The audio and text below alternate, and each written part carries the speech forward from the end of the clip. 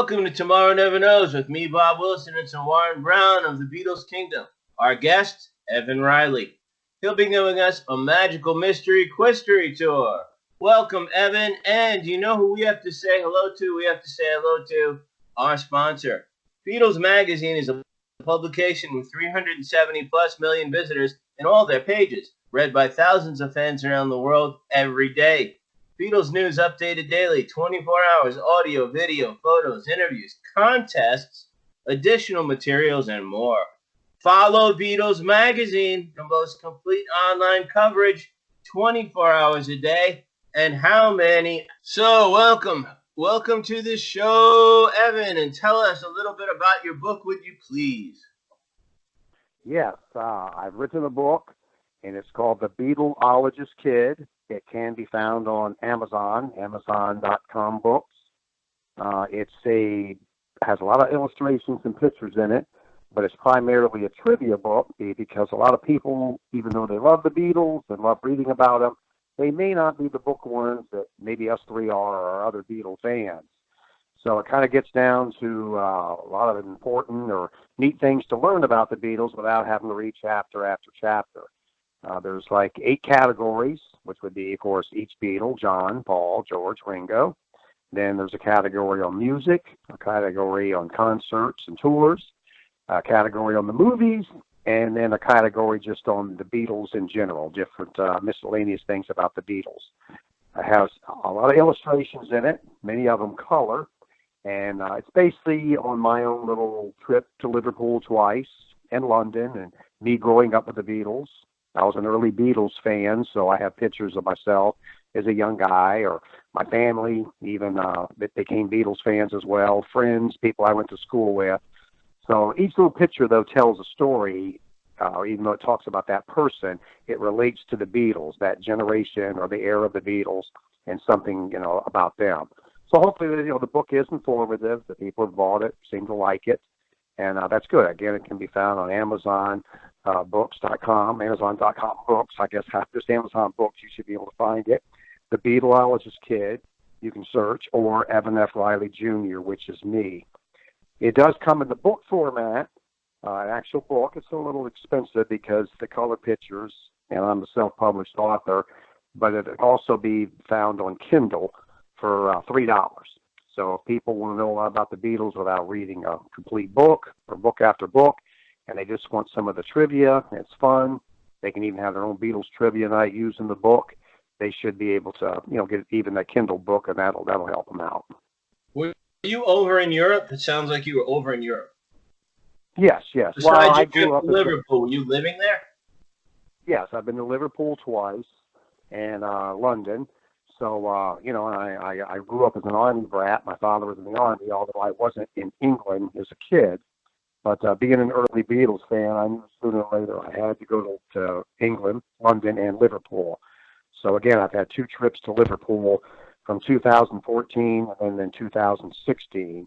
And each time I went, I visited the various museums and, took pictures. I've been in John Lennon's house on Menlo Avenue. I've been to Paul's house on Cromwell Road.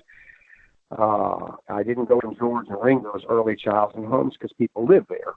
But the other homes, John and Paul's, are what they call the National Trust, so you're allowed to go in those. I've been to the Cavern, a lot of Strawberry Fields, Penny Lane, in the actual barber shop on Penny Lane. Did you get a haircut? Say that again? When you were at the barber shop, did you get a haircut?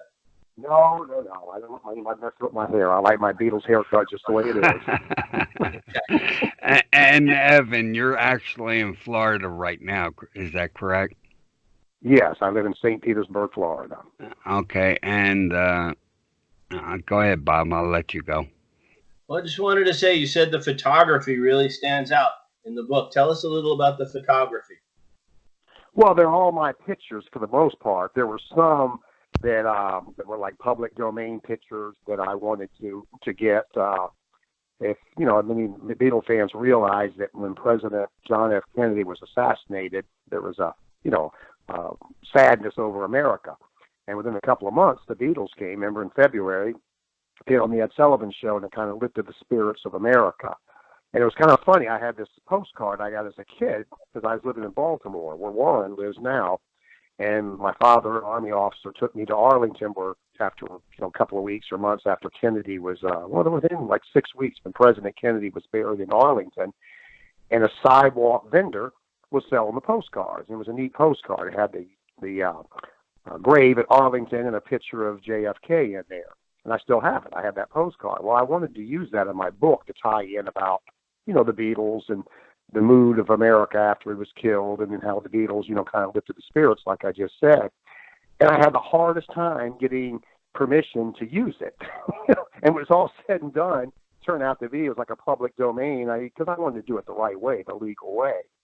And there was a couple other pictures like that, but for the most part, they were pictures I took, of the cavern, John. Now, you couldn't take any pictures inside John's house or Paul's house, because that was the National Trust's rules. You just couldn't do that because there were certain things in there you couldn't do it. But out front and so on, Strawberry Fields, Penny Lane, the original sign. And I have pictures there either of myself or with my wife, and tell a little bit story about the song, Strawberry Fields, what it's really about, from the orphanage and so on, Penny Lane. And there's a lot of signs in England or Liverpool that say Penny Lane, but there's really the most authentic one that, John and Paul walk by, or the Beatles in general, and the ones that people go and try to sign their name. And the tour guide I had was very informative. He actually lived on Penny Lane, and he said, this is the one where you want to get your picture taken, because there's all kinds of tours, Beatle tours, but they just take you to some sign that's way up in the air and says Penny Lane, like a street sign on ours. There's many street signs, but this was the authentic one. So I brought things like that out, inside the cavern. And, I wanted to make sure I got, I wrote the cavern, I wrote whatever the National Trust saying, can I use these pictures? Is there a problem? No, no problem. And I even gave credit, to who it was. A lot of people don't even get credit. And I'm a firm believer that even though I took the picture, whoever says, yes, you can do this, or, you need to give the proper credit, the National Trust, the cavern, whoever. And they really appreciated that. Can you send some of the pictures that are public domain and the ones you took over to Warren? Not too many, so it can give people a taste, but we can edit them into the video of this show. I'm sure I can. Yeah, I can send some of those to Warren. I thought I did some before, but I'm not sure which ones I sent him. Warren remembers or not. Yeah, you sent them to me, Evan, but I would have to dig deep for them. So if you could resend them, that would help me out very much. Oh, okay, I could do that. And thank you. Okay, Warren, continue. Okay, Evan, can you tell us about, you have a Beatles quiz show where you're living currently that you host fairly regularly. Can you tell us about that, please? Yes. Yeah, there's a pub. It's an authentic English pub. And, me having gone to England twice, and eating and dined in real authentic English pubs, this guy here is real. I mean, there's sometimes these places that say they're an English pub and they're not. It's just something they just throw together. But this guy's an actual chef.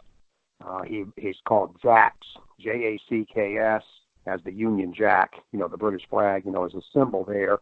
And he's very English. He's from somewhere outside of London. A little bit younger than me. He's probably in his maybe early 60s. I'm getting older, but, he grew up and he had sisters, older sisters. So, he knows about the Beatles. He has a little bit of Beatles memorabilia in his pub, along with soccer teams and everything else. But, he likes to have trivia nights anyway. Harry Potter, because that's English, some of these other things that related to that. But as soon as he found out I was a big Beatles fan and I wrote this book, he wanted to know if I could do that. And I said, sure. And so we did it. He's on Facebook and everything, and he promotes it. And I have some flyers printed up, and they put it out to various places in his restaurant, like maybe a month or so before we pick a date. It's usually Tuesday night trivia, he calls it. Because there's a big crowd in the early week like that. The first time, it was great. The second time was even better. And the third time, it was packed. I mean, we basically almost had to turn people away because there was that many. It's not a real big place. It's a fairly, nice little restaurant, but I think his main dining room, you can maybe cram 50 to 55 people in there. And it was packed. That many people came. So, Wow. some of them come together, I've lived in this town a while. So people I'm friends with in high school, they know who I am. They know I'm a big Beatles fan. Some of them are too. So naturally they came. But other people I didn't know who they were. And every time we have it, somebody different comes, and they're, interesting people. The Mm. last group that came, there was a young lady, probably about, I guess she was in her late 30s or something, and she came up and showed me on her camera where, remember in the Beatles movie at the end, in Help, when they're on the beach, remember that? Yes. At the very end, and then there's these, now they aren't, that part's not in the movie, but at the same time the movie was being made, there was a bunch of English models, English girls that were, I guess they were promoting bathing suits and something like that. A totally different thing than the Beatles, but just so happened they were farther down the beach. Well, after the Beatles got through shooting with one thing, they just said, John and all that said, according to the story, and this girl, sounded authentic.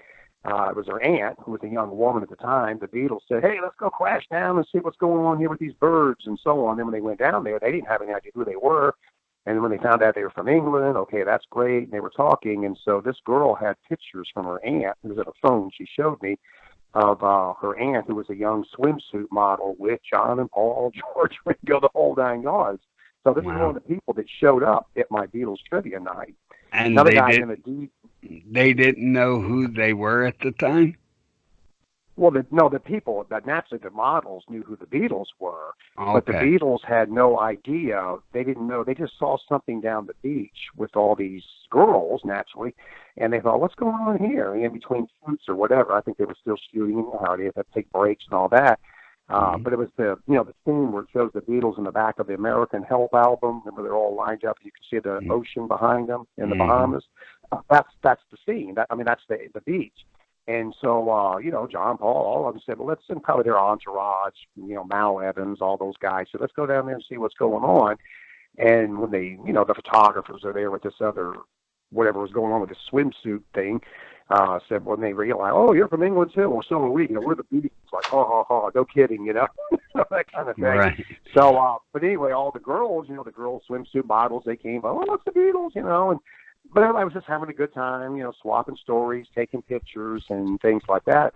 But the Right. girl that was showing it to me on her phone, because she knew I was having this Beatles trivia night. I guess she probably had it on her phone or somehow.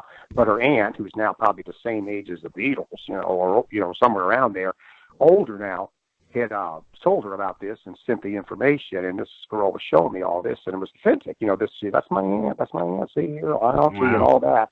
And so that, what I'm saying. And then some other guy was a DJ at one time from, I don't know, somewhere up in New England.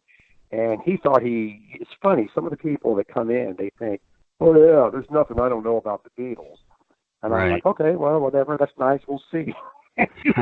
Ones that I stump, and some of the ones that don't say anything, they don't mouth off, they're the ones that do well. And Right. I think I posted a picture on the Kingdom. There was a table with 4 young people. I mean, they had to be like 16, 17, 18. And they came in second. I had like 60 questions. And Right. somebody else beat them. Another little group beat them. But they came in second. So I was amazed at how much they knew and how sophisticated they were. Like afterwards, one of them came up to me and said, I have a question on question 3 from round 2 or something. I said, okay. And then, she asked me, and I told her, and she explained it to her. And, oh, okay, I get it, whatever. But I mean, for Right. somebody that young, I mean, I have grandkids that are, 19 and 17, and these kids were like the same age or younger, and hardcore Beatle fans. I mean, they Yeah. knew stuff that some of the people our age did not know. Yeah, it's always nice to see the younger generation getting into the Beatles. I enjoy that very much. And we have a couple young guys come on our show. And Six String Andrew is one of them. And he is just awesome. I think he's 14 years old and plays a lot of Beatles. He's very good. One day everybody will know who Six String is as soon as he gets old enough and gets out on his own.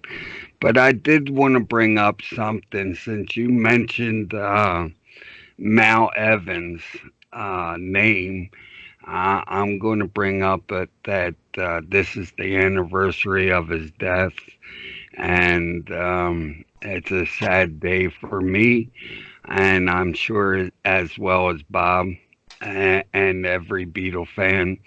And I just like to pay a little tribute to him and his work with the Beatles.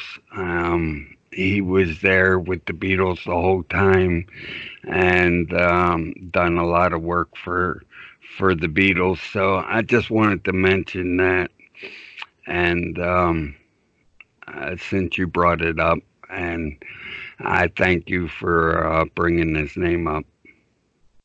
All right, Evan. Who, when you have these trivia nights, how many would you say get the right questions, and how many get the wrong questions, get the wrong Well, answers?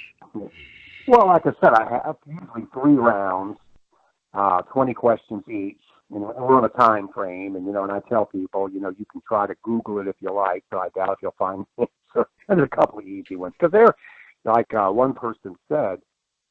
He thought he knew all about the Beatles, and he came up afterwards, and of course he learned a lot, and he appreciated, he's appreciated and glad he came. Right. But I've never seen anybody ask such his word was infinitesimal questions like he did. But, some Beatles trivia, some Beatles trivia is like, well, what color was the submarine in the Beatles movie? You know what I'm saying? Or what Right. Beatle played what Beatle played the drums? That's not the kind of questions I ask. In the last show you saw that some of them could be, now, and again, they might be, like even my wife says, boy, you really do, make it kind of hard. But the idea is you don't want to make it so easy that everybody wins. And the point is that they all walk away and learn something, which everybody did. Some of the people said, Right. man, I had no idea about this, or I had no idea about that. The second time we played the game, the second trivia night, there was a couple there, probably a little bit younger than me, so in their late 50s. And the wife had said, my wife kind of helps me. She goes around because they have raffle tickets. It costs like $1 to play. And that dollar goes into the grand prize at the end. And some people want 5 raffle tickets. Some people even want 10 raffle tickets. So the cash can add up a little bit. So Right. come on, $1 to play, and it's all in fun. And I have prizes. Like Walter, the first game you had actually donated because it was breast cancer month, and you had donated those 2 mugs for me, and that went over well. But then I find little souvenirs somewhere. They have some Beatles books and sometimes some other coffee mugs, with Meet the Beatles on it or something like that.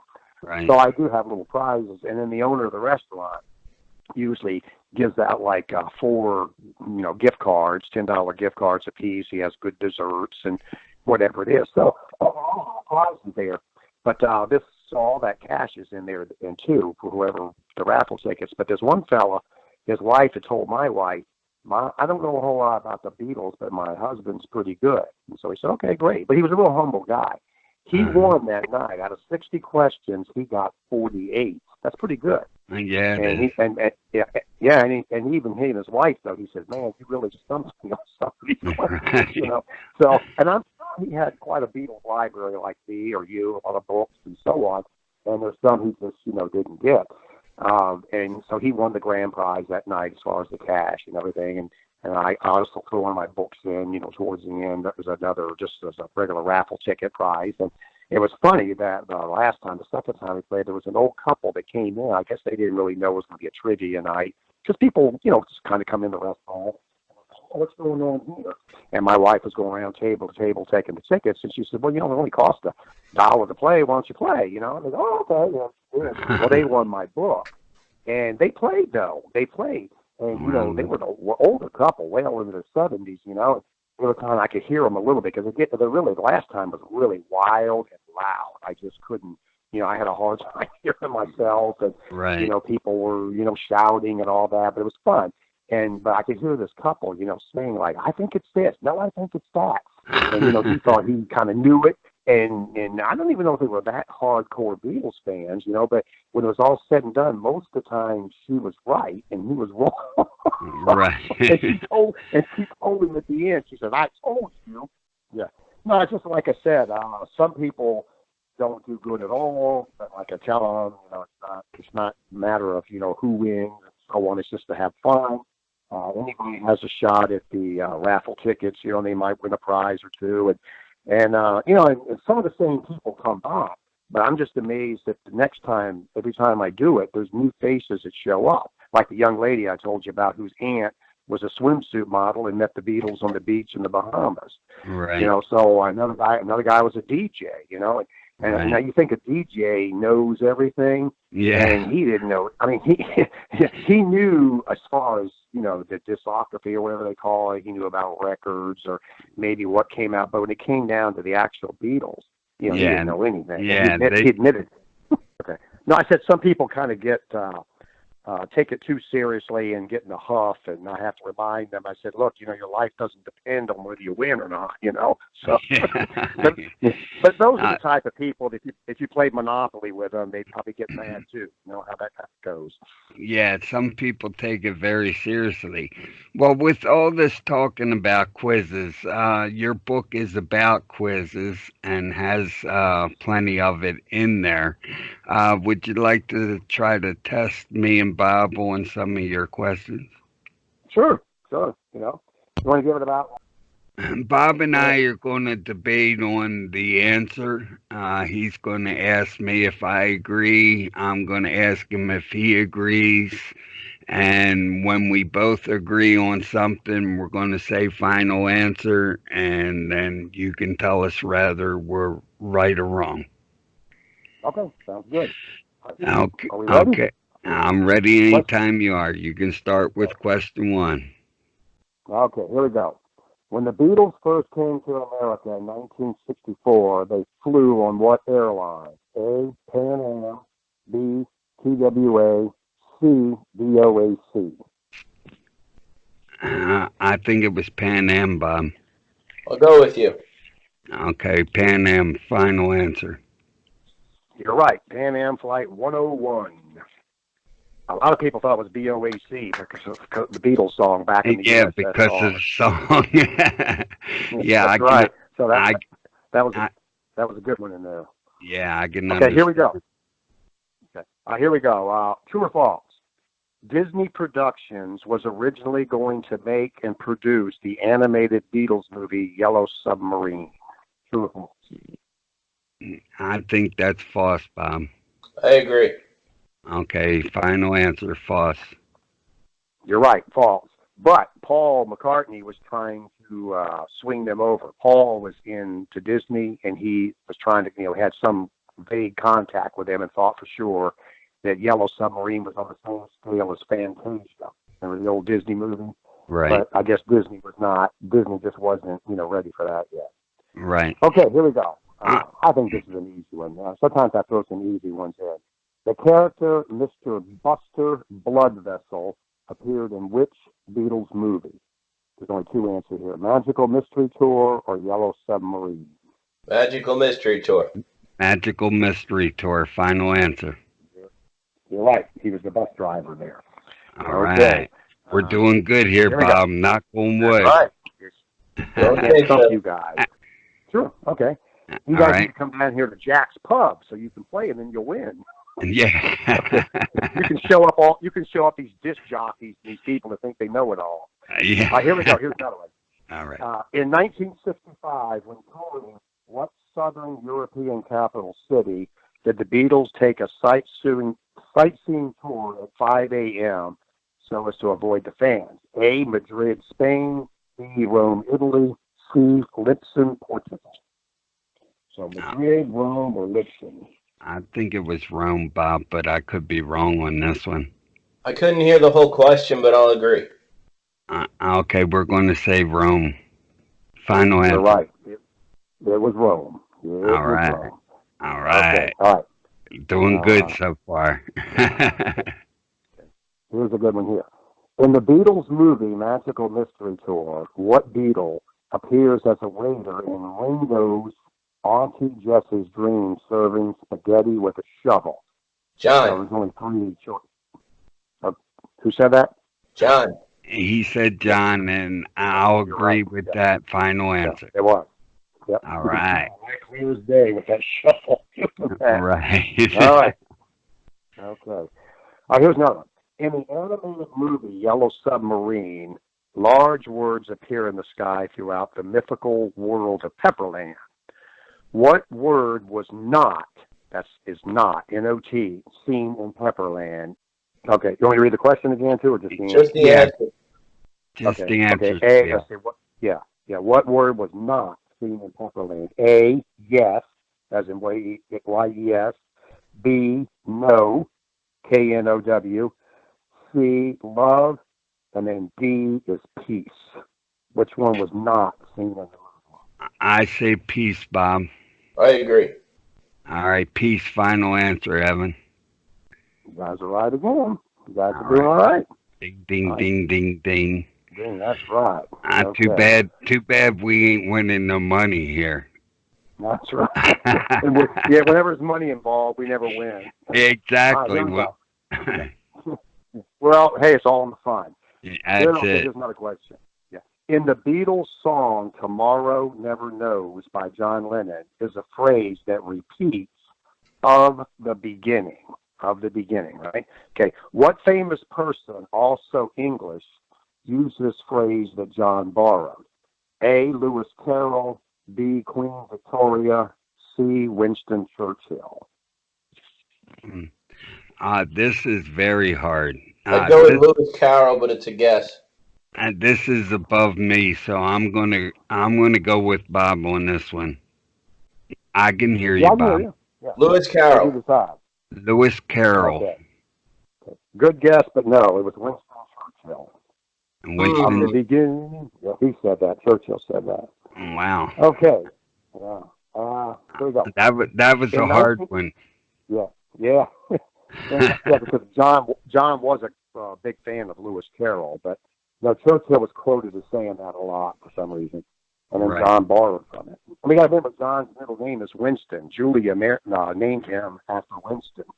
Yeah. The Prime Minister.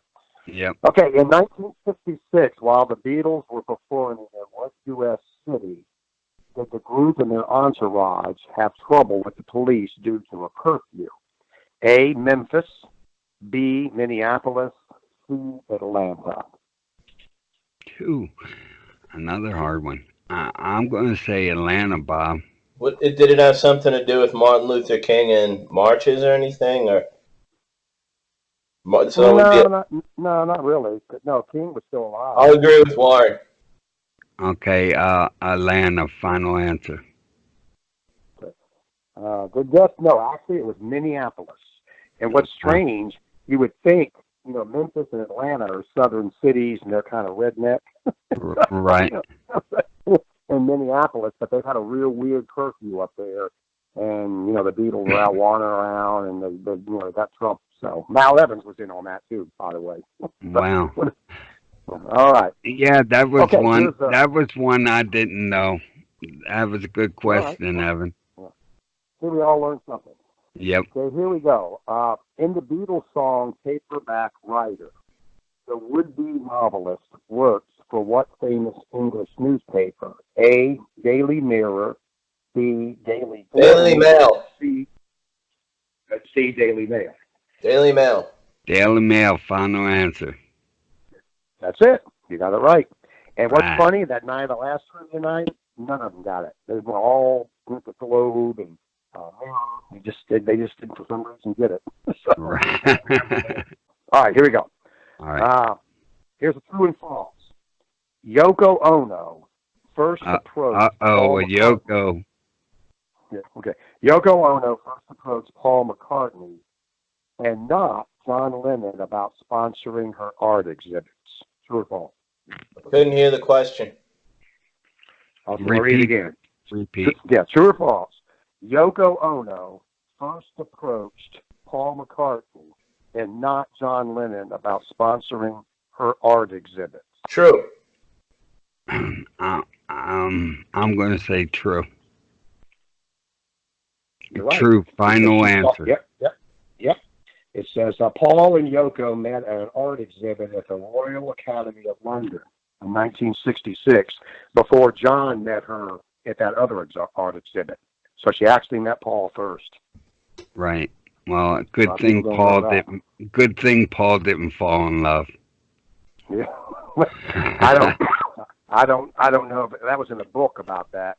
Actually, I think it was in Tony Bramwell's book. You know Tony Bramwell, right? Yes, it does. I think that it was in there with him, and you had to read between the lines, but it almost makes it sound like if Paul had it over to do again, he would have sponsored her and sent her to Australia to get her out. You know, not to get mixed up with them. Wow. You know, he didn't say that, but that's it's kind of funny the way stuff about that. Right. Okay, here we go. This is one of these infamous rumor that Paul is dead. In late 1969, it was rumored that Paul McCartney was dead and had been replaced by an imposter. Where was Paul supposed to have been buried? A, at sea, B, Ireland, C, in the mountains of Colorado, USA, D, on an island off the coast of Greece. I think it was an island off the coast. How about you, Bob? I'll agree. Okay, final answer, Evan. You got it. On an island off the coast of Greece. Because remember, they almost bought an island. They were going to buy an island with that. Remember Magic Alex? Yep. Remember that? Yes. They were going to buy it. They didn't do it. They were almost closed on the deal, but that was the rumor that he was buried, there. Right. Good question, though. Good question. Good. Yeah. I'm going to throw this one in, even though I know you guys know the answer on discussing it. But in the Beatles movie Help, a swimmer appears several times asking for directions to the White Cliffs of Dover. Who is the swimmer? A, Paul McCartney's brother Michael. B, Jeff Emmerich, the Beatles sound engineer. C, Mal Evans, the Beatles road manager. Go ahead, Bob. Your shot. Oh, but today I would have to go with Mal Evans. And right. I'll agree. Yeah, I just threw that in because we were talking about him. That was, remember he popped up through the ice, and then at the end of the Bahamas, he swims by. Yep. So that was pretty funny. Yep. Good question on a day like today. Good question. Good. That's why I put it in there. Here's another one. In 1966, after the Beatles had a bad experience at a concert in the Philippines, everyone at the airport in Manila turned against them. While waiting to board their plane, with whom did the group and their entourage seek refuge by standing behind them? A, Japanese Eagle Scouts. B, Catholic nuns. C, U.S. Navy sailors. I'd go with nuns. I think it was nuns, too. So, final answer, Evan. That was it. It was the nuns. They joked about that. They said, we're all get in trouble, just hide behind the nuns. That was good.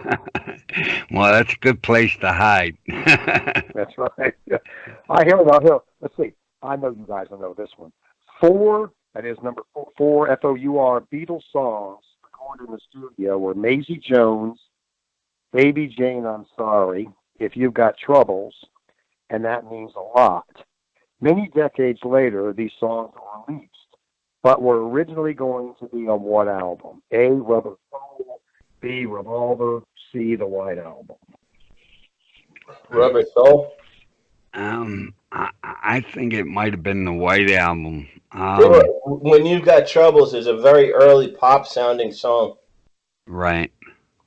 All right, I'll go with you, Rubber Soul. Final answer, right. Evan. Yep, Bob was right. Because like you said, all right. That means a lot. Good. Yeah, that means a lot. They were recorded like 65 and so on. Right. Right. Good answer, Bob. Yeah. So he knows his stuff on that. Yeah. Yeah. Here's another one. This is an easy one here. I mean, one answer or the other. Which Beatle was later in life diagnosed as having dyslexia? John or Ringo? John. I agree. All right, final answer, right. John. John, yep. That explains a lot of times like he was on the right track of a lot of things and couldn't figure out what people, what he was talking about. But right. He was a genius, but yet he saw things in reverse. Isn't that something? Yep. Okay. If you're going to ask John questions, I think I can do pretty good. Yeah. You guys are doing pretty good, so, Oh, here we go. This will be another true or false. When George Harrison, as a young boy, saw an Elvis Presley movie, the girls in the theater began to scream. George commented to himself that this looks like a good job. True or That was false? John. John, not George, had that experience, so I would say false. Okay, I agree. Is that the question, Evan? Yep. Yeah. Yep. That's right. It was Okay, John. It was John. Yep. all Not right. George.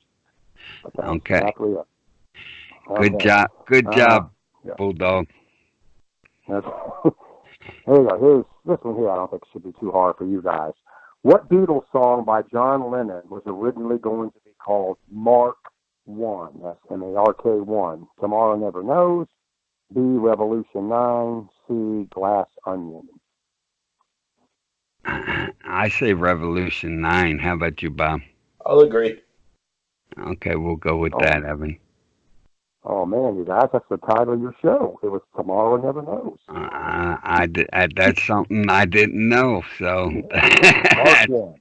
Yep. That was good only, question. yeah. Yeah, that was on a working time. It sounds like something like maybe on Revolution 9, but it was actually Tomorrow Never Knows. Wow, And they were also going to call it the Void. The Void, remember? Yeah. right. But what's weird, Tomorrow Never Knows, I believe that's the only Beatles song where the title is not even in the lyrics. There's nothing in the lyrics saying that. That's So correct. yeah. That's Okay, correct. here's another one. Yeah. In the Beatles song, I Am the Walrus, that's one of my favorites. I Am the Walrus, written by John Lennon. What animal is not, like N-O-T, not mentioned in the lyrics? A, pig. B, dog. C, penguin. D, horse. I didn't hear any of your answers, but Okay. I'm going to Okay. say penguin. I'll agree. What did you guys say? What was the answer? Penguins are in there because he said elementary penguins, didn't he? Right. Okay. Right. Okay. I didn't, like I said, I didn't hear I your. couldn't hear all the answers either. Yeah, I'll just read the whole thing again. In the All right. Beatles song, yeah, okay, you got that. On the wall. All right, so the answers are A, pig, B, dog, C, penguin, D, horse. It's a dog or a horse, Warren. I go with horse.